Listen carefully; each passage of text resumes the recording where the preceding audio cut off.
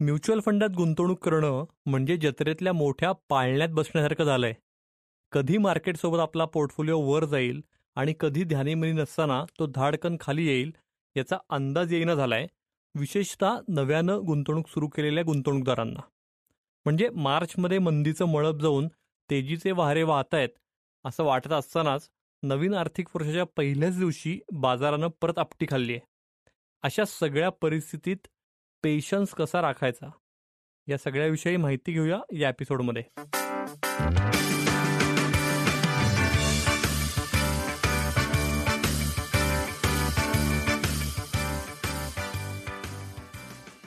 Mutual funds हा विषय केंद्रस्थानी ठेवत भूषण वाणी यांच्यासोबत वेगवेगळ्या गुंतवणूक पर्यायांविषयी फंडा म्युच्युअल फंडाचा या आपल्या पॉडकास्टमध्ये आपण चर्चा करतो. क्रिसेंट या पुण्यातल्या आघाडीच्या म्युच्युअल फंड डिस्ट्रीब्युटर फर्मचे ते संचालक आहेत. हॅलो भूषण, कसे आहात तुम्ही? हॅलो निरंजन, मस्त मजेत. तुम्ही कसे आहात? एकदम बढिया. आणि आता फायनान्शियल इयरही नवीन सुरू झालंय, गुढीपाडवा नुकताच झालेला आहे. येस. आणि टायटल शीर्षक तुम्ही दिलंय कभी खुशी कभी गम. म्हणजे पिक्चरही छानच होता की घरातली एक व्यक्ती वडिलांच्या नाराजगीमुळे घरातून निघून जाते आणि मग त्या घराची होणारी मानसिक परिस्थिती, मानसिक अवस्था घरातल्या लोकांची, आणि मग ती व्यक्ती परत आल्यानंतर असणारी मानसिक अवस्था. आणि हेच शीर्षक आज आपण आपल्या एपिसोडला, फंडा म्युच्युअल फंडाच्या या पॉडकास्टला दिलंय, कभी खुशी कभी गम. ग्रेट. येस, म्हणजे तेच आहे की आपलं शीर्षक जसं आहे तशीच मार्केटची पण सध्याची स्थिती दोलायमानच दिसते कुठेतरी. म्हणजे कधी येते मार्केट आपल्याला पाहिजे तसं आपल्या पोर्टफोलिओमध्ये, कधी जातंय. तर कसं बघताय तुम्ही याकडे? सो याचं टायटल सॉन्ग पण याला अगदी अप्रूप आहे, जो आपला आजचा पॉडकास्ट आहे. म्हणजे मेरी सासों में तू है समाया, मेरा जीवन तू ही मेरा साया. सो जेव्हा आपण असं म्हणतो आणि ह्या गाण्याचे शीर्षक आपल्याला आठवतात, कभी खुशी कभी गम. सो मला मार्केटमध्ये एंट्री तर करायची आहे, पण पडलेल्या मार्केटची मला भीती वाटते. मला SIP तर करायची आहे, पण माझे निगेटिव्ह पैसे झालेत की मी घाबरून जातोय. मला लॉंग टर्म इन्व्हेस्टमेंटचा तर विचार करायचा आहे, पण मी गेल्या 1 वर्षात 1.5 वर्षात जी काही इन्व्हेस्टमेंट केली त्याचा रिझल्ट जर मला -20% आलेला असेल तर माझी मानसिकता प्रचंड डळमळीत होतीये. आणि मग मी योग्य इन्व्हेस्टर म्हणून त्या मानसिकतेत राहतच नाही, कारण पोर्टफोलिओ रेड झोनमध्ये आहे. ओके. सो अशा सगळ्या परिस्थितीला आपल्याला इन्व्हेस्टर म्हणून सामोरं जायला लागणार आहे. म्हणजे ह्याच्यात आपण असं म्हणूयात निरंजन, की जेव्हा इन्व्हेस्टर क्रिसेंटकडे येतो तर कभी खुशी कभी गम हे असणार आहे. ही मानसिकता डेव्हलप करून घेण्याचं काम क्रिसेंटमधली प्रत्येक व्यक्ती त्या इन्व्हेस्टरसाठी करते. सो ती कभी खुशी आणि कभी गम असं त्या व्यक्तीच्या आयुष्यात न राहता इन्फॉर्म्ड खुशी आणि इन्फॉर्म्ड दुःख असं आपण त्याला म्हणूयात. ओके. असं असल्यामुळे त्याला तो फारसा त्रास होत नाही. पण इन जनरल आपण इन्व्हेस्टरच्या बाबतीत बोलतोय आणि मानसिकता इन्व्हेस्टरची दोलायमान का आहे, मार्केटची परिस्थिती दोलायमान असताना इन्व्हेस्टरची मानसिकता दोलायमान का आहे, आणि या स्थितीत कसं बघितलं गेलं पाहिजे. सो जर आपण हिस्ट्री चेक केली, मार्केटचा मागचा अभ्यास केला, इकॉनॉमीचा मागचा अभ्यास केला, तर भारत ही अर्थव्यवस्था, म्हणजे लेटेस्ट निरंजन एक 5-6 आर्टिकल मी लिहिलेत आणि ते कदाचित प्रिंट होतील येणाऱ्या कालावधीत काही पेपरमध्ये. तर 1947 पूर्वीचा भारत, 1947 नंतरचा भारत, आणि ह्याला मी ब्रेक केलंय प्रत्येक 20 वर्षांमध्ये. सो 20-20 वर्षात गणिक भारताची परिस्थिती ही कशी बदलत गेली. भारत आर्थिक महासत्ता होता, तिथून भारत हा लयाला कसा गेला, आणि त्यानंतर हळूहळू परत त्याची उभारणी कशी होत गेली, वेगवेगळ्या काळांमध्ये कशी उभारणी होत गेली.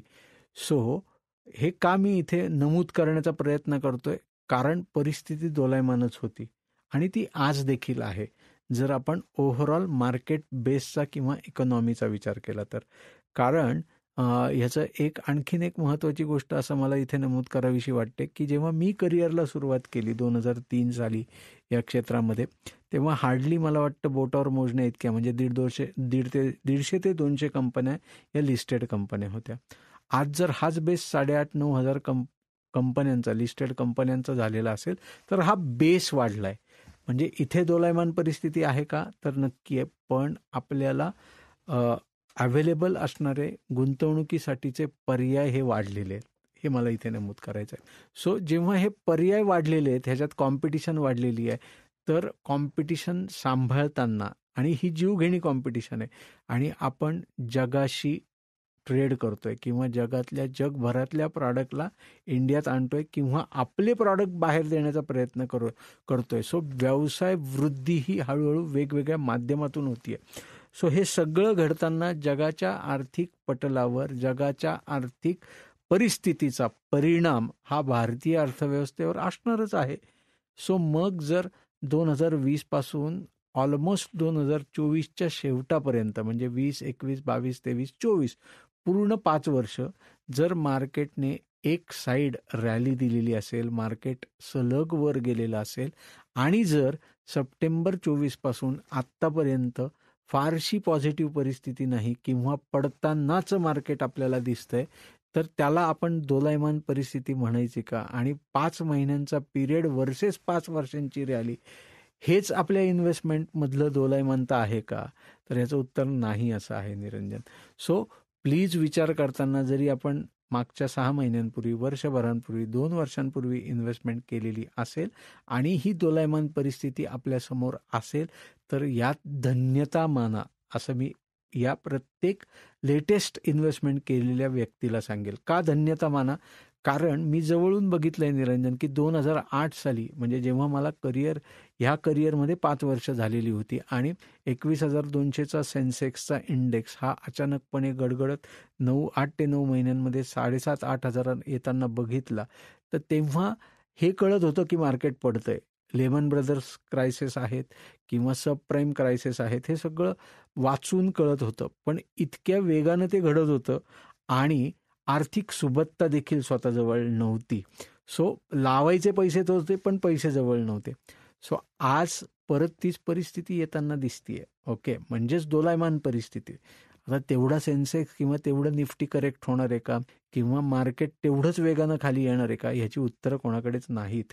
पण ओव्हरऑलच बेस ऑफ मार्केट, जसं मी मगाशी म्हणालो, हा वाढल्यामुळे आपल्याला इफेक्टिव्ह रेट ऑफ रिटर्न हा येणाऱ्या 5, 7, 10 वर्षांच्या कालावधीत चांगला मिळण्याच्या दृष्टिकोनातून ही दोलायमान परिस्थिती, ज्या इन्व्हेस्टरने मागच्या 1-1.5 वर्षात, 2 वर्षात गुंतवणूक केलेली आहे, त्या दोलायमान परिस्थितीचा फायदा घेण्याच्या दृष्टिकोनातून अत्यंत चांगली आहे. आणि म्हणून मी धन्यवाद माना, किंवा धन्य आहात तुम्ही, योग्य इन्व्हेस्टर आहात, की तुम्ही योग्य मार्केटला एंट्री करताय, योग्य दोलायमान परिस्थितीला एंट्री करताय. सो याच्यात मागच्या 5 वर्षात ज्या ज्या सेक्टरने ग्रोथ दिली आणि ज्या सेक्टरने दिली नाही, याचा जर बॅलन्स आपल्याला म्युच्युअल फंडच्या माध्यमातून मांडता येत असेल किंवा करता येत असेल ॲज अन इन्व्हेस्टर म्हणून, अर्थातच गुंतवणूक सल्लागाराचा सल्ला घेऊन, ओके, तर तो नक्की करायला हरकत नाही. आणि या दोलायमान परिस्थितीचा फायदा इन्व्हेस्टर म्हणून पदरात आपल्या झोळीत पाडून घ्यायला हा नक्की हरकत नाही. आणि मग आता हे 1.5-2 वर्षांच्या लोकांचं झालं, पण जी लोक गेल्या 4 वर्षांपूर्वी, 5 वर्षांपूर्वी आलेली, त्यांची फार काही दोलायमान परिस्थिती, निरंजन, नक्कीच नाहीये. ती इन्व्हेस्टर जर 20, 22, 23% रिटर्नला होती, तर ती आज 15, 16, 14% रिटर्नला आहे. जी लोक 10 वर्षांपूर्वी आलेली होती, त्यांच्या इफेक्टिव्ह रेट ऑफ रिटर्नमध्ये 3-3.5% फरक पडलेला दिसतो. सो दोलायमान परिस्थिती ही बेसिकली याच्यावर पण ठरणार आहे की तुमचं ड्युरेशन ऑफ इन्व्हेस्टमेंट काय झालेलं आहे, आणि कशी दोलायमान परिस्थिती असणार हे त्याच्यावर पण ठरणार आहे. सो एकंदरीत कभी खुशी कभी गम ही इन्व्हेस्टरच्या ड्युरेशननुसार किती खुशी आहे आणि किती गम हे त्यानुसार ठरणार आहे. पण दोलायमान परिस्थिती आहे, आणि त्याचा फायदा या प्रत्येक परिपक्व इन्व्हेस्टरने घ्यावा, ज्याला लॉंगर ड्युरेशनला मोठी वेल्थ क्रिएट करायची आहे, चांगला व्हॉल्यूम क्रिएट करायचा आहे, स्वतःचे सगळे फायनान्शियल गोल अचीव करायचे आहेत, आणि फायनान्शियल फ्रीडम अचीव करायचं आहे. थँक्यू भूषण. म्हणजे तुम्ही असं लार्जर पिक्चर मांडलं की फक्त गेल्या 6 महिन्यांचा विचार न करता 5 वर्षांची जर रॅली बघितली, त्याच्या अगेन्स्ट हा 6 महिन्याचा जेव्हा आपण पिरियड बघतो, तेव्हा चित्र काय फार बिकट आहे किंवा फारच दुसरं असं काही दिसत नाही. तर त्याच्यामुळेच म्हणजे आता तुम्ही म्हणताय की 5 वर्ष रॅली दिली मार्केटने 2020च्या अखेरपासून ते 24 पर्यंत, पण तरी पण आकडेवारी जर बघितली ना, तर यातनं कुठेतरी गुंतवणूकदारांची नेमकी सायकी काय ते कळत नाहीये. म्हणजे गेल्या काही वर्षांमध्ये देशांतर्गत म्युच्युअल फंड क्षेत्रात SIP नोंदणींमध्ये विक्रमी वाढ होत आहे. पण SIP अकाउंट्स वेळेपूर्वीच बंद करण्याचा ट्रेंडही झपाट्यानं वाढतोय. म्हणजे 2023 मध्ये 3.48 कोटी SIP अकाउंट्सची नोंदणी झाली होती. परंतु 2024च्या अखेरीस केवळ 1.82 कोटीच SIP खाती सक्रिय होती. तर याचा अर्थ असा होतो की नोंदणीनंतर अवघ्या 2 वर्षात SIP बंद करणाऱ्यांच्या प्रमाण हे 48% आहे. तर या घडामोडी काय आहेत मग नेमक्या? का लोक बंद करतात SIPचे अकाउंट्स? ओके. सो याला थोडं वेगळ्या अँगलने आपण मांडूयात निरंजन. कारण लोकांना मानसिकतेवर विजय मिळवणं, जेव्हा इन्व्हेस्टर म्हणून आपल्याला स्वतःला परिपक्व बनवायचं आहे, मॅच्युअर्ड इन्व्हेस्टर बनवायचं आहे, तर कशा अँगलने विचार करावा पहिल्यांदा हे समजून घेणं गरजेचं आहे. आणि मग ही आकडेवारी आपण आपल्या पॉडकास्ट थ्रू काही अंशी जरी बदलू शकलो तर ते त्यातलं यश असेल असं मला वाटतं. अगदी बरोबर. सो अँगल असा आहे की एक एक्झाम्पल घेऊयात. माझ्या लेटेस्ट वाचनामध्ये एक आर्टिकल निरंजन असं आलं इकॉनॉमिक टाइम्सचं, जे रिअल इस्टेटशी संबंधित आहे आणि त्याचा संदर्भ काही प्रमाणात इथे आपल्याला घ्यावा असं मला मनापासून वाटतं. तर 1941 साली भारतातल्या वन ऑफ दी बेस्ट एरियामध्ये, ज्या एरियाचं नाव जुहू बीच आहे, मुंबईचा जो एरिया आहे आणि जुहू बीच, ह्या एरियात 1941 म्हणजे स्वातंत्र्यपूर्व काळातलं मी हे सांगतोय. ओके. जिथे एका पारसी कुटुंबाने 1,00,000 रुपयांना एक बंगला विकत घेतला.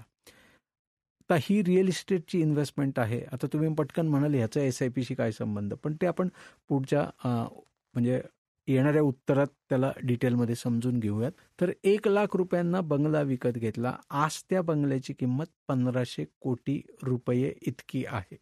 आता 1,00,000 रुपये 1941 साली असणं इट सेल्फ शोज की ती व्यक्ती ही श्रीमंत होती, बरोबर. हो. आणि आज जर त्या बंगल्याचे 1,500 कोटी रुपये झाले तर मोठी व्हॅल्यू इथे आहे.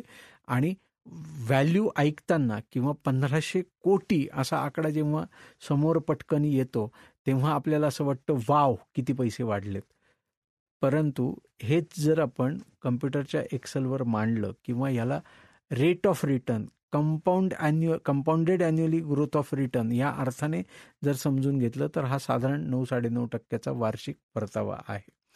आता हे मी इथे का सांगतोय, तर त्या फॅमिलीने, त्या कुटुंबाने घर घेतलं आणि रोज म्हणजे त्या जुहू बीचच्या जवळपास किंवा मुंबईत प्रत्येक एरियात जाऊन की बाबा रिअल इस्टेटची किंमत किती झाली हो, वर आली की खाली आली, आता मार्केट थोडं कमी झालं का हो, परत वर गेलं का हो, मंदी आहे का हो, नाही आता खूपच पैसे वाढलेत का हो, असं आपण जाऊन रोजच्या रोज गल्लीत चेक करतो का हो, नाही करत. आणि समजा आपण असं केलं इन्व्हेस्टर म्हणून, तर ज्या गल्लीत आपण रोज जात आहोत तिथे जर त्याच घरी जाऊन आपण रोज किमती विचारत राहिलो त्याच वेगवेगळ्या घरांमध्ये, तर तिथली लोक एक 8 दिवस 15 दिवस आपल्याला टॉलरेट करतील आणि नंतर म्हणतील हा वेडा आहे का माणूस, असं म्हणायला सुरुवात करतील.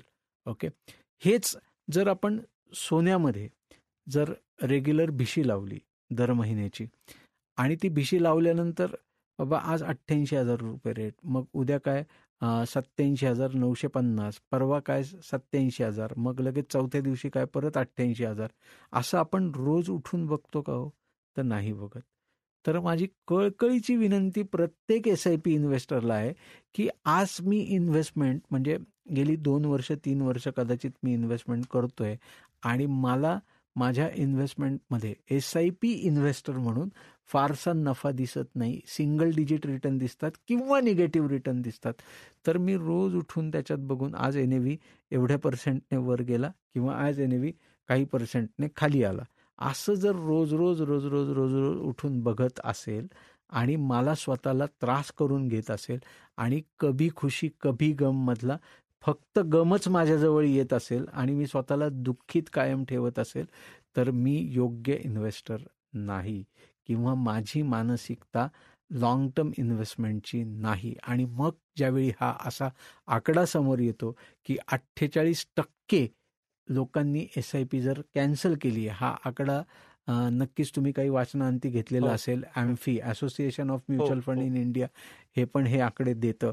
आणि खूप दुःख होतं निरंजन, की ज्या SIPला एक दीड तास 2 तास आपण लोकांशी समोर बसून त्यांना समजून सांगतो, रेग्युलर त्यांचं हँडहोल्डिंग करतो, ती व्यक्ती अगदी फक्त काही छोट्याशा कारणासाठी SIP, की बाबा नाही आत्ता निगेटिव्ह रिटर्न दिसत आहेत किंवा मला आत्ता फारच मार्केट खाली येताना दिसतंय म्हणून मी SIP थांबवते किंवा थांबवतोय. सो प्लीज, जसं आपण रिअल इस्टेटच्या बाबतीत विचार करतो, जसं आपण सोन्याच्या गुंतवणुकीच्या बाबतीत विचार करतो, जसं इतर आपण मंथली इन्कम स्कीम किंवा FD किंवा अशा कुठल्याही PPF मुख्यतः प्रामुख्याने चा आपण विचार करतो, तसाच जर विचार आपण SIP साठी केला आणि लॉंग टर्म केला. आता इथे परत काय निरंजन, की हे जर क्लिअर असेल, ज्या लोकांनी, लेट्स ॲझ्युम करा की 2023ला तुम्ही आकडा इथे सांगितलाय 3.48 कोटी SIP अकाउंटची नोंदणी झाली. आता या 3.48 कोटी लोकांपैकी असं आपण क्षणभर गृहीत धरूया की साधारण 40% नवीन SIP सुरू झाल्या. ओके, तर ह्या 40% लोकांनी कुठेतरी मनाशी खोंगाट बांधलेली असेल किंवा त्यांच्या गुंतवणूक सल्लागाराबरोबर सल्लामसलत केलेली असेल की मी 10,000 रुपयांची SIP करतोय, ही SIP मला 5 वर्ष चालू ठेवायची, किंवा मी 25,000 रुपयांची SIP करतोय, त्यातले 10,000 रुपये मला पुढच्या 2 ते 3 वर्षात लागतील, आणखीन 5,000 रुपये मला 5 वर्षानंतर लागतील आणि राहिलेल्या 10,000 रुपयांकडे मी 10 वर्षानंतर बघेल. तर मग असा जर ब्रेकअप केलेला असेल तर SIP थांबवण्याची खरंच गरज आहे का हो? मग इथे लॅक्युना कुठे दिसतो किंवा अडचण कुठे दिसते किंवा चूक होताना कुठे जाणवतं, की मी गोल बेस प्लॅनिंग केलेलं नाही. आणि मी जर गोल बेस प्लॅनिंग केलेलं आहे आणि मी खूप घाबरतोय, मी ठरवलं होतं की मी एका फंडात SIP केली आहे 10,000 रुपयांची आणि ती मी मुलाच्या उच्च शिक्षणासाठी म्हणजे गेल्या आजपासून 7 ते 8 वर्षानंतर वापरणार आहे, आणि जर 2 वर्ष झालेली तर मी कशाला घाबरायला पाहिजे, कारण मी जर तेवढे ड्युरेशन ऑलरेडी ठरवलेलं आहे. आणि बिलीव्ह मी निरंजन, जर 5 वर्ष सलग SIP जर इन्व्हेस्टरने केलेली आहे तर मला वाटत नाही त्याला निगेटिव्ह रिटर्नचा सामना हा करायला लागलेला आहे. मे बी कदाचित प्रॉडक्ट बेस जो असेल किंवा जे प्रॉडक्ट निवडलेलं असेल त्याच्या बेसिसवर रिटर्न हा कमी जास्त असू शकतो, पण निगेटिव्ह रिटर्न मिळालेले आहेत. 10 वर्ष जर SIP कंटिन्यू ठेवली तर खूप चांगले रिटर्न मिळालेले आहेत.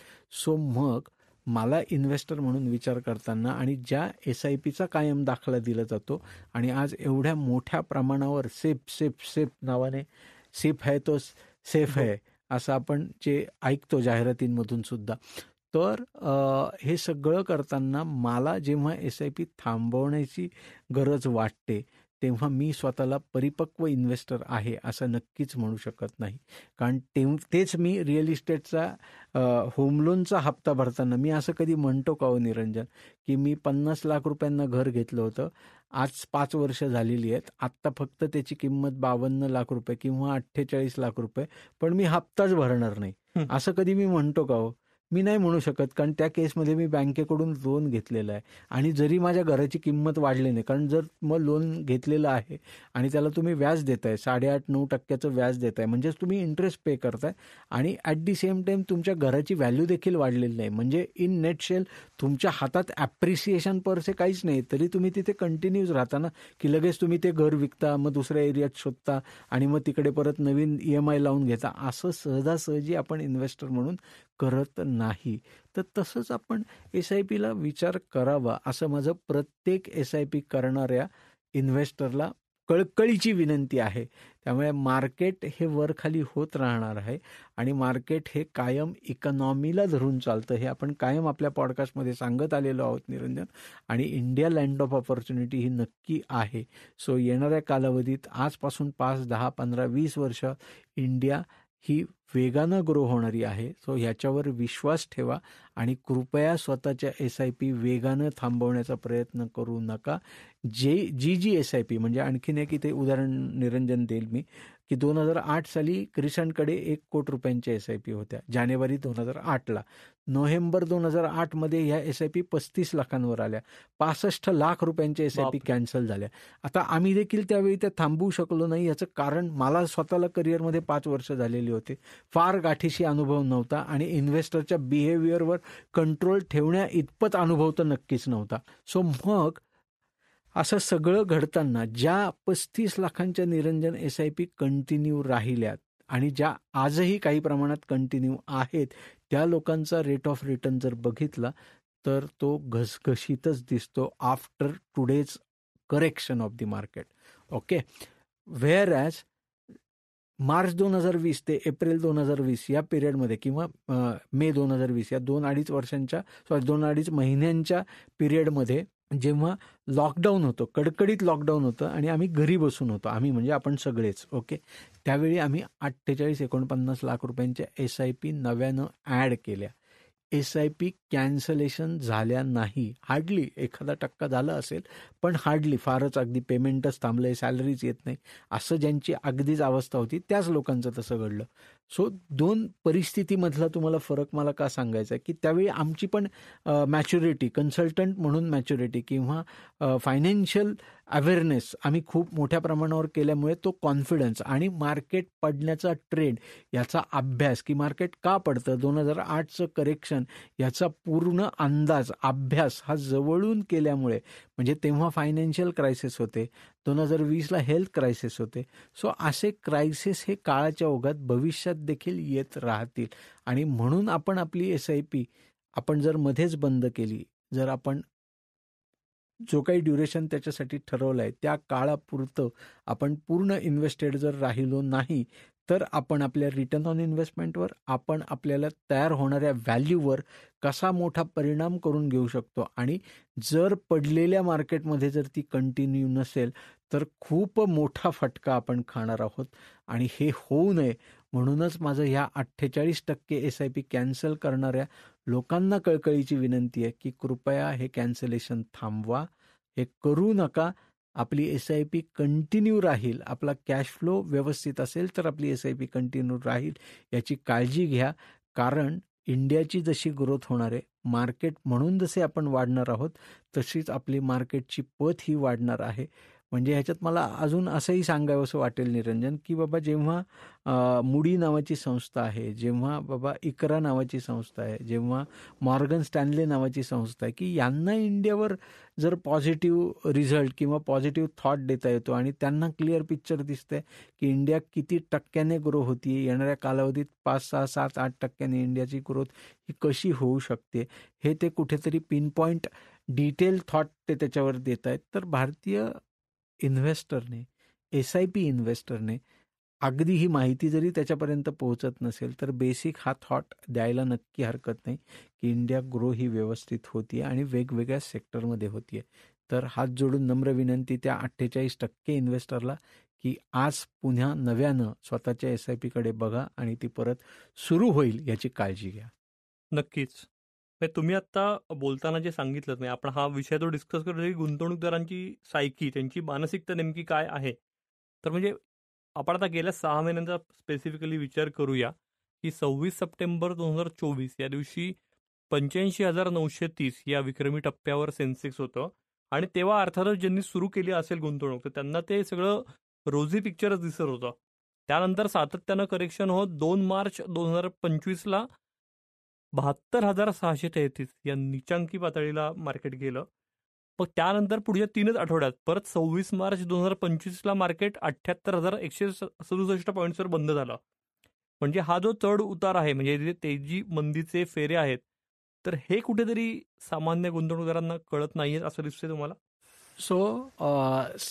सामान्य गुंतवणूकदारांना कळत नाहीये असं नाहीये, कारण इन्फॉर्मेशन ॲक्सेस हा खूप मोठ्या प्रमाणावर आहे, इन्फॉर्मेशन बंबार्डिंग खूप मोठ्या प्रमाणावर आहे आणि इतकी लोक ह्याच्यावर बोलत आहेत, मे बी त्यातले तज्ज्ञ स्वतःला म्हणवत आहेत आणि आता मार्केट अजून कसं वेगानं खाली येईल ह्याच्यावर पण खूप मोठ्या प्रमाणावर भाष्य होत आहे आणि ज्याने इन्व्हेस्टर आणखीन पॅनिक होतोय. म्हणजे इथे मीडियाचाही रोल मोठा आहे निरंजन. म्हणजे मे बी तो प्रिंट मीडिया असेल, सोशल मीडिया असेल, मे बी मीडियाचं न्यूजचं चॅनल असेल, ओके, इथे सगळ्या अँगलने. सो माझा हात जोडून पहिली नम्र विनंती सगळ्या इन्व्हेस्टरला की हे सगळे चॅनल आणि प्रिंट मीडिया हे बघणं बंद करा. हे बंद करा याचा अर्थ माहिती घेऊ नका असा नाही आहे. याचा अर्थ असा आहे की त्याने जर आपण जास्त पॅनिक होणार आहोत, त्याने जर आपली मानसिक स्थिती खराब होणार असेल आणि त्याने जर आपली इन्व्हेस्टमेंटची मॅच्युरिटी म्हणजे इन्व्हेस्टर म्हणून मॅच्युरिटी ही जर हलणार असेल तर कृपया हे बघणं थांबवा, हे वाचणं थांबवा. याचं कारण असं आहे की जसं मी सुरुवातीच्या प्रश्नात निरंजन सांगितलं की बेस ऑफ मार्केट वाढत चाललं आहे. 250-300 कंपन्यांचं आता 8,500-9,000 लिस्टेड कंपन्यांमध्ये रूपांतर झालं आहे. आणखीन तुम्ही 5-10 वर्षानंतर जर पुढे सरकलात तर ह्याच लिस्टेड कंपन्या 15,000-20,000 लिस्टेड कंपन्या असतील. सो हा बेस जसा वाढत जाणार आहे ना निरंजन, तसं कामाची व्याप्ती वाढत जाणार आहे, कामाचं स्वरूप हे वाढत जाणार आहे. हा सेक्टर स्पेसिफिक, स्टॉक स्पेसिफिक, तो स्टॉक किंवा ती कंपनी किती चांगलं करणार आहे याच्यावर भाष्य करणं किंवा ह्याच्यावर अभ्यास करणं, याची डिटेल माहिती घेणं हे थोडंसं डिफिकल्ट काम नक्कीच आहे. पण म्हणून तर म्युच्युअल फंड आहे ना, आणि म्हणूनच आपण म्हणतो म्युच्युअल फंड सही आहे. सो हे जे काही 85,930 किंवा 72,633 हे आपण 26 सप्टेंबर ते 2 मार्च या कालावधीत बघितलं आणि परत 2 मार्चपासून 26 मार्चपर्यंत 72,633ची 78,167 अशी रॅली आपण बघितली. आणि आज जेव्हा आपण पॉडकास्ट घेतोय तेव्हा सुद्धा 1,350 पॉईंटने इंडेक्स खाली आलेला आहे. सो हे तेजी मंदीचे वारे किंवा हे जे शीर्षक आपलं आज आहे कभी खुशी कभी गम, तर ना जुदा होंगे हम, तर हे जे गाणं आहे हे शीर्षक आणि हे गाणं किंवा ही तेजी मंदी इन्व्हेस्टर म्हणून 100% तंतोतंत जुळते. ओके, खुशी त्या मूव्हीमध्ये जशी आली परत एकत्र कुटुंब जमा होऊन, तशीच खुशी ही प्रत्येक इन्व्हेस्टरच्या आयुष्यात येणार आहे. पण जसं त्या मूव्हीमध्ये एक तप जाताना आपण बघितला जो 3 तासातलाच आहे, तसाच तप आपल्याला आपल्या इन्व्हेस्टमेंटसाठीचा द्यायचा आहे आणि तर ती खुशी आपल्या आयुष्यात परत येणार आहे.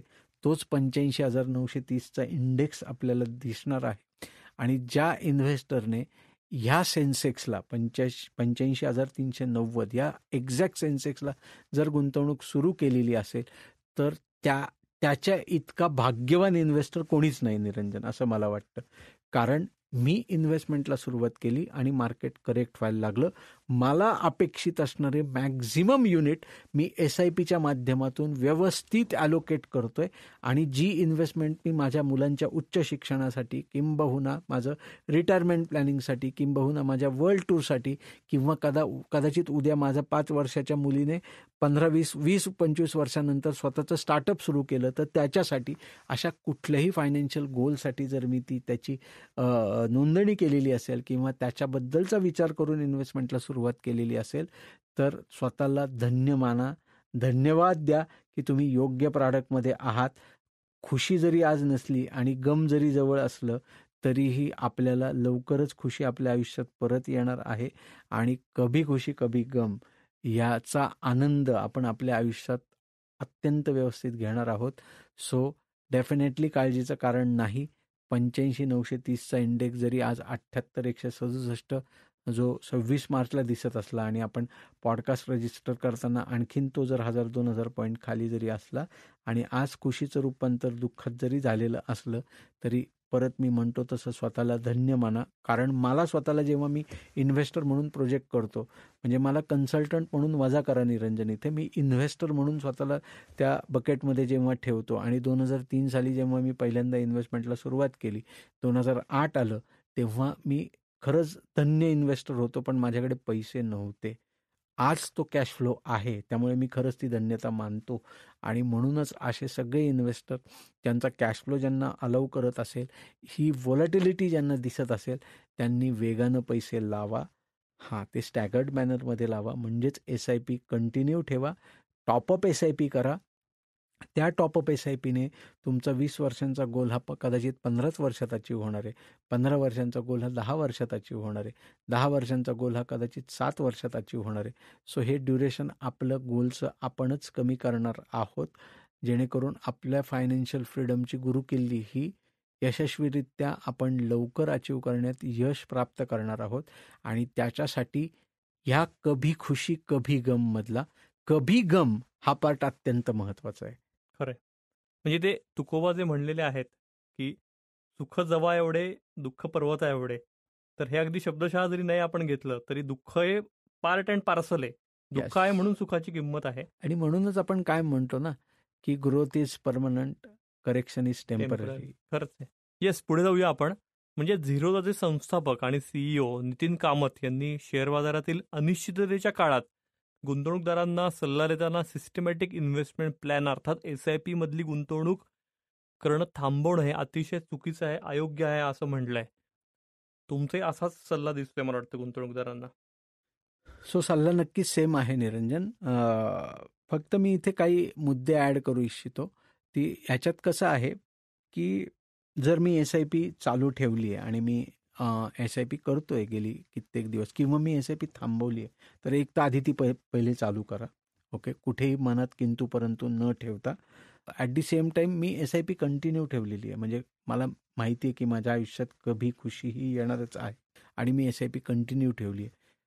आता इथे इन्व्हेस्टर म्हणून कसा विचार होतो निरंजन, इव्हन आमच्याकडे लोक आल्यानंतर, तर there is a concept called pocket share. म्हणजे आता तुमचा विचार इथे आपण इन्व्हेस्टर म्हणून एक्झाम्पल म्हणून घेऊयात, की लेट से तुमचा कॅश फ्लो तुम्हाला अलाउ करतोय 10 लाख रुपये वर्षाला इन्व्हेस्टमेंट करण्यासाठीचा, म्हणजे ऑलमोस्ट 85 ते 90 हजार रुपये महिना, वर्सेस तुम्ही SIP करताय 50 हजार रुपये महिना. तर ही गॅप 40, 45, 50 हजारांची जी तुम्ही स्वतःसाठी ठेवली आहे, जो कुशन ठेवलेला आहे, की कदाचित मला इमर्जन्सी येऊ शकते, माझ्या व्यवसायाला काही पैसे लागू शकतात, तर हा कुशन ठेवा ना तुम्ही, हरकत नाही ठेवायला. पण समजा आज व्यवसाय स्ट्रीमलाईन आहे आणि दिसतंय की मला पुढची वर्षभर साधारण मोठा कॅश फ्लो लागणारा नाही आहे, तर जर मी आत्ता माझा कभी गम असताना, कभी खुशी कभी गम मधला मी गम ह्या स्टेजमध्ये असताना, कभी गम ह्या स्टेजमध्ये असताना माझा कॅश फ्लो मला अलाउ करत असेल आणि मी 90 हजारांची SIP करू शकत होतो, पण मी 50 हजारांची केली आहे, तर नव्यानं 20 हजारांची कमीत कमी ॲड करा. ओके, ज्याने ती टॉपअप SIP तुम्हाला कभी खुशी कभी गम मधला कभी खुशी हा पार्ट लवकरात लवकर अचीव करून देण्यात मदत करेल.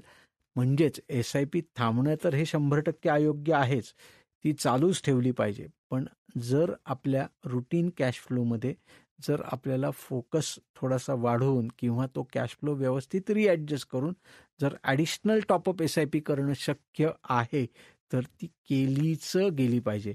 प्रत्येक 5-10% top up to the SIP, that too be such a volatile market, will bring the very handsome, not handsome, very handsome return to the investor kitty. आणि at the same time let say me 15 वर्षांमध्ये 1 लाख रुपये महिन्याची SIP करून वर्षाला 12 लाख रुपये देऊन म्हणजे 10 वर्षात 1,20,00,000 आणि परत 5 वर्ष पुढची 60 लाख असं मिळून 1,80,00,000 रुपये देणार होतो, ज्याची जर माझी व्हॅल्यू 5 कोटी रुपये होणार होती, तर अशा टॉपअपने ती व्हॅल्यू 7 कोटी, 7.5 कोटी, 8 कोटींवर देखील जाऊ शकते. सो परत सांगण्याचा मुद्दा हाच आहे की थांबणं तर अयोग्य ठरणारच आहे. ती थांबवली असेल तर कृपया इमिडिएट इफेक्ट चालू करा. कुठलाही मनात किंतु परंतु न ठेवता कॅश फ्लो अलाउ करत असेल तर नक्की 101% टॉपअप करा. कारण हा 100% प्रामाणिक अनुभव तुम्हाला शेअर करतोय सगळ्या श्रोत्यांना. कारण ह्याच्यातून जवळून मी गेलोय. 2003, 2008, 2013, 2017, 2020 आत्ताचं करेक्शन, अशी मोठी मोठी करेक्शन बघितली. आणि बाय द वे निरंजन, 2003 ते 2008 ह्या कालावधीत मार्केटने खूप वेगानं परतावा दिलेला असला आणि तो period, that period was known as an golden period for Indian economy असं म्हटलं जातं, असं संबोधलं जातं. पण ह्या 5 वर्षांच्या कालावधीत 13 वेळा मार्केट करेक्ट झालं निरंजन.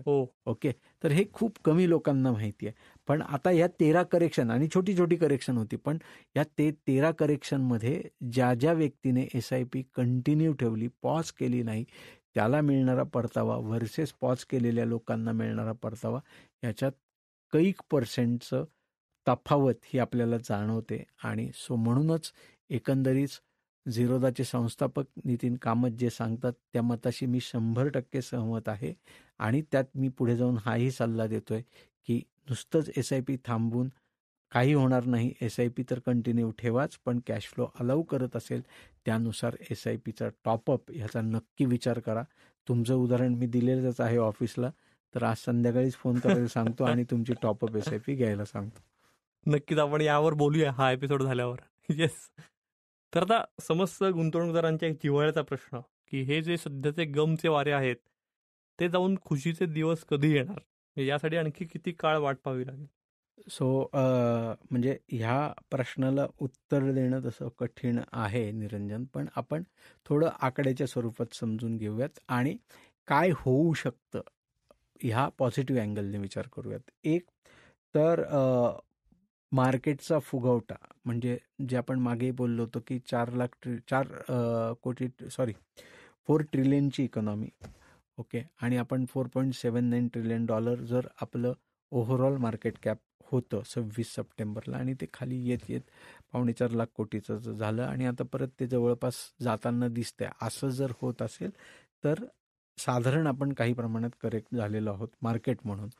ह्याच्यात कारणं बरीच आहेत की FISने काढलेले पैसे, डोनाल्ड ट्रम्प परत निवडून आल्यानंतर त्यांनी टेरिफचं केलेलं ओव्हरऑलच भाष्य, रशिया युक्रेन, ओव्हरऑलच काही म्हणजे इराण इराक या सगळ्या धर्तीवर, आणि इव्हन चायनानं मागच्या 6-8 महिन्यांपूर्वी डिक्लेअर केलेलं स्टिम्युलसचं पॅकेज, तिथे गेलेला पैसा, भारतीय आणि एकंदरीतच इमर्जिंग मार्केटमधून जे काही FISचे आउटफ्लो झाले ते वेगवेगळ्या अदर इमर्जिंग मार्केटच्या कंट्रीजमध्ये जे स्वस्त मार्केट होते तिथे कसे गेलेत, आणि अल्टिमेटली प्राईस टू अर्निंग ह्या रेशोवर इंडिया स्वस्त होताना आता जगाच्या पटलावर कसं दिसतंय जेव्हा आपण लार्ज कॅप कंपन्यांचा विचार करतो. मिड अँड स्मॉल कॅप थोडंसं अजून आजही महाग आहे असं माझं मत आहे. खूप मोठ्या तज्ज्ञांचं देखील तेच मत आहे. या सगळ्यामध्ये हे गमचे वारे हे जसा जसा FISचा इनफ्लो इंडियाकडे यायला सुरुवात होईल आणि तो वेगानं यायला सुरुवात होईल, यात कुठलीही शंका नाही आहे. तर तसं तसं ते वारं हे जाऊन खुशीचं वारं यायला सुरुवात होईल. 2, जसे जसे व्याजाचे दर खाली येतील तशी तशी लिक्विडिटी मार्केटमधली बँकांच्या चॅनलमधून वाढणार आहे. जसं आपण मागे निरंजन डिस्कस केलं होतं की एव्हरी 25 बिप्स करेक्शन म्हणजे 25 पैसे व्याजाचा दर जर करेक्ट झाला तर साधारण 40,000 करोडची लिक्विडिटी ही मार्केटमध्ये येऊ शकते थ्रू बँकिंग चॅनल. म्हणजे हाऊसिंग लोन स्वस्त होते, पर्सनल लोन स्वस्त होते, कार लोन स्वस्त होते, बँक FDचेही रेट कमी करतायत, एकंदरीत बँकांचा परफॉर्मन्स हा उंचावला जातोय, बँकेचं क्रेडिट ऑपटेक हा वाढतोय, आणि क्रेडिट ऑपटेक वाढणंच म्हणजे वेगवेगळ्या बिझनेसला पैसा पुरवलं जाणं, वेगवेगळ्या व्यवसायांना पैसा पुरवलं जाणं, आणि ते जेव्हा चक्र सुरू होईल, जेव्हा क्रेडिट ऑपटेक मोठ्या प्रमाणावर असेल तेव्हा तुम्हाला इकॉनॉमी पूर्वपदावर आलेली दिसेल. इकॉनॉमी पूर्वपदावर आलेली दिसल्यानंतर ऑटोमॅटिकच आपल्याला गमचं वारं खुशीमध्ये कन्वर्ट होताना दिसणार आहे. आणि याबरोबर सगळ्यात महत्त्वाचं कंपन्यांचं कॉर्पोरेटचं earning, quarter on quarter earning. So हे अजूनही माझं असं मत आहे की हे 6 ते 9 महिने लांबणीवर आहे. इमिडिएटली तुम्हाला खूप पॉझिटिव्ह रिझल्ट व्हरायटी ऑफ सेक्टर्समध्ये दिसणार नाही, काही पॉकेट्समध्ये आणि काही स्पेसिफिक स्टॉक्समध्ये नक्की दिसू शकतात. आपण ती नावं स्पेसिफिक इथे घेऊ शकत नाही, परंतु असे सेक्टर्स नक्की आहेत ज्याला स्पेसिफिकली आधी बँकिंग अँड फायनान्शियल सर्व्हिसेस, तुमचं कन्झम्शन म्हणजे ज्याच्यात डिस्क्रेशनरी नॉन डिस्क्रेशनरी दोन्हीही, त्याच्यानंतर आणखीन सांगता यायला नॉन कोर IT ह्याच्याबद्दल पण आपण बऱ्याचदा बोललेलो आहोत. सो हे सगळं फार्मा, हेल्थकेअर, हे सगळे सेक्टर्स जे आहेत याच्यात अजूनही रिटर्न खूप मोठ्या प्रमाणावर येऊ शकतात. पोर्टफोलिओचं पोझिशनिंग जर बघितलं म्युच्युअल फंडच्या माध्यमातून तर ऑलरेडी फंड हाऊसेस किंवा म्युच्युअल फंड कंपन्या त्या पद्धतीने स्वतःला रिस्ट्रक्चर करतायत, किंबहुना केलेलं देखील आहे मोठ्या प्रमाणावर. सो सातत्यपूर्ण गुंतवणूक इथे SIPच्या माध्यमातून ठेवल्यानंतर हे खुशीचं वारं हे आपल्या आयुष्यात नक्की येणार आहे, आणि ती आस गुंतवणूक जर जे लावून बसलेले आहेत त्याचा पिरियड हा फार लांब नाही, एवढंच मी सांगू शकतो. ओके. आता एक शेवटचा प्रश्न, की सातत्यपूर्ण गुंतवणूक म्हणजे मार्केट वर आहे खाली आहे इरिस्पेक्टिव्ह ऑफ या सगळ्या ॲस्पेक्ट्सला सातत्यपूर्ण गुंतवणूक ही नफ्या तोट्या पलीकडे जाणारी एक कला आहे असं तुम्हाला वाटतं? आणि या कलेचा छंद ज्यांना जडतो ते दीर्घकाळात श्रीमंत होतात किंवा त्या श्रीमंतीचा अनुभव घेऊ शकतात असं जाणवतं तुम्हाला? सो जेव्हा आपण कभी खुशी कभी गम आणि कलेचा छंद, म्हणजे जसं तुम्हाला वाचनाचा छंद आहे, ही तुमची कला आहे, त्यातून एक्झॅक्ट म्हणजे ए आय तर आत्ता आलं निरंजन, पण तुम्ही खूप पूर्वीपासून स्वतः ए आय म्हणून एक मॉडेल आहात असं मला वाटतं. तर तो सार जो तुम्ही व्यवस्थित त्यातून ड्राफ्ट करता आणि त्याचं ॲक्च्युली कंटेंटच्या म्हणजे स्वरूपात जे रूपांतर होतं आणि त्याचा वाचकांना जो फायदा होतो, म्हणजे माझ्यासारख्या वाचकांना हे आणि मग मला जी ती श्रीमंती मिळते ज्ञानाची, हे तसंच आहे इन्व्हेस्टमेंटचं.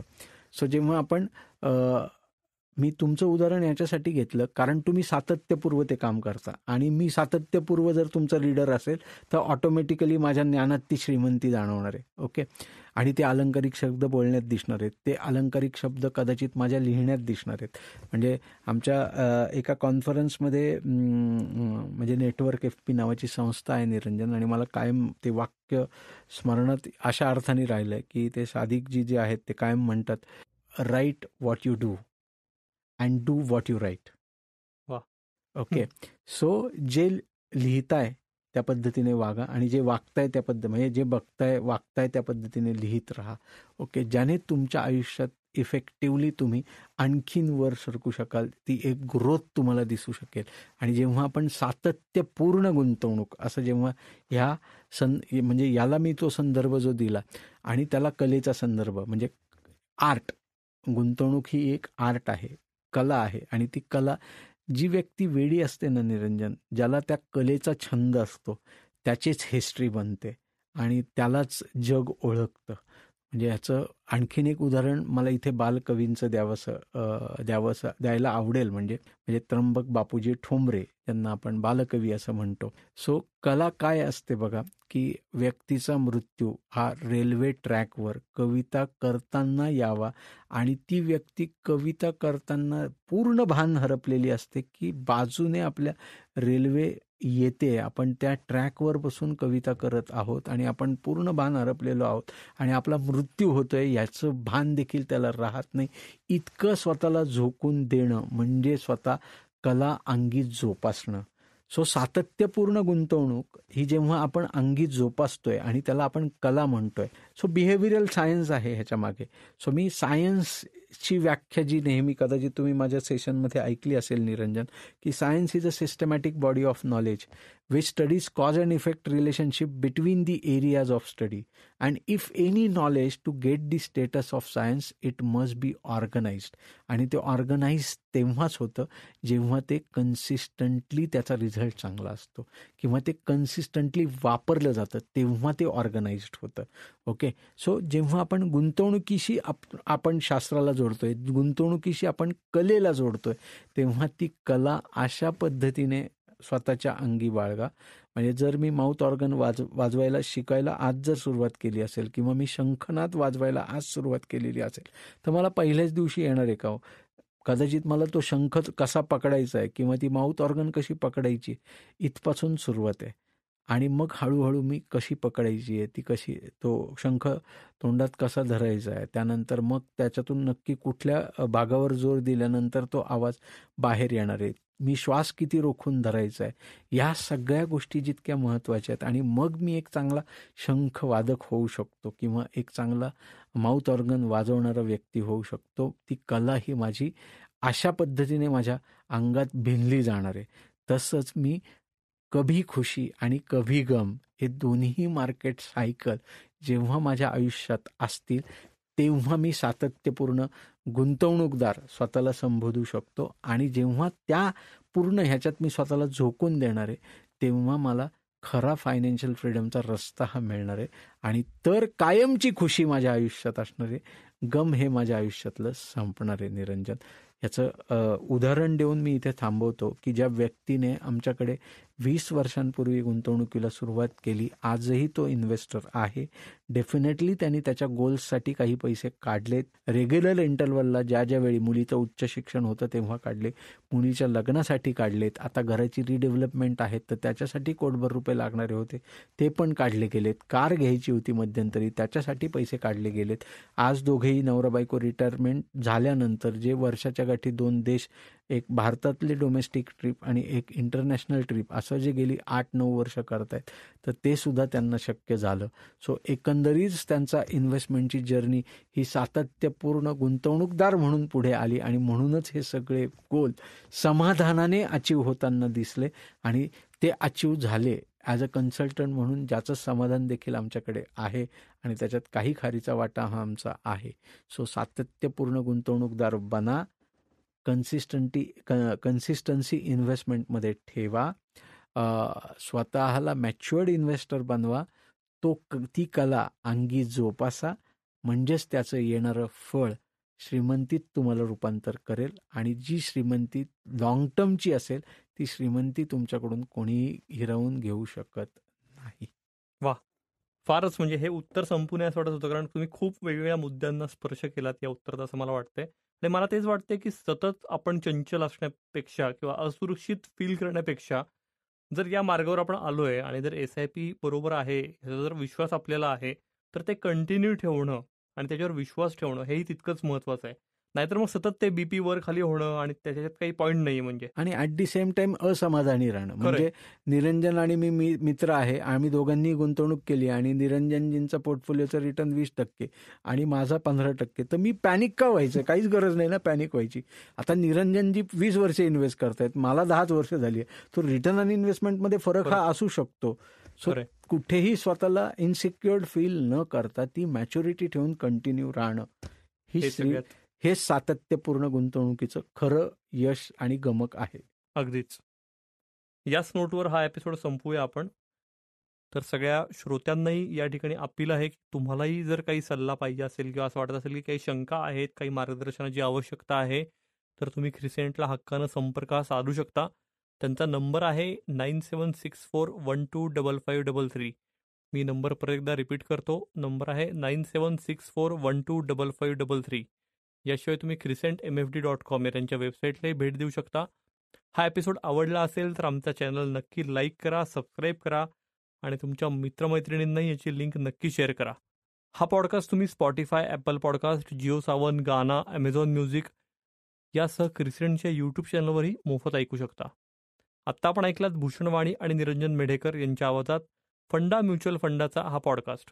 ही क्रिसेंटची निर्मिती असून साऊंड्स ग्रेडची 2025ची प्रस्तुती आहे. साठवून पैसा योग्य वेळी गुंतवेन, म्युच्युअल फंडात इन्व्हेस्ट मी करेन. इन्व्हेस्टमेंट एक्स्ट्रा इन्कम बनेल, माझ्यासाठी माझा पैसाही काम करेल. Crescent Mutual fund distributors company, crescent माझ्यासाठी इन्व्हेस्ट करेल मनी. क्रिसेंट SIP ची वाट नवी, क्रिसेंट देते योग्य सेवेची हमी. Crescent AMFI registered Crescent Mutual Fund Distributors Private Limited. Contact number 9764125533. Convert your life into celebration. Crescent. Disclaimer: mutual fund गुंतवणूक ही बाजारातील जोखमीच्या अधीन आहे. गुंतवणूकदारांनी योजनेशी संबंधित सर्व कागदपत्रे काळजीपूर्वक वाचावीत. फंडा म्युच्युअल फंडाचा या पॉडकास्टचा उद्देश गुंतवणूक विषयक जनजागृती हा आहे. या पॉडकास्टच्या आधारे घेतलेल्या गुंतवणूक निर्णयांमुळे कुणा व्यक्तीचे अथवा संस्थेचे नुकसान झाल्यास Crescent Mutual Fund Distributor Private Limited किंवा Sounds Great NM audio solutions LLP जबाबदार राहणार नाही, याची कृपया नोंद घ्यावी.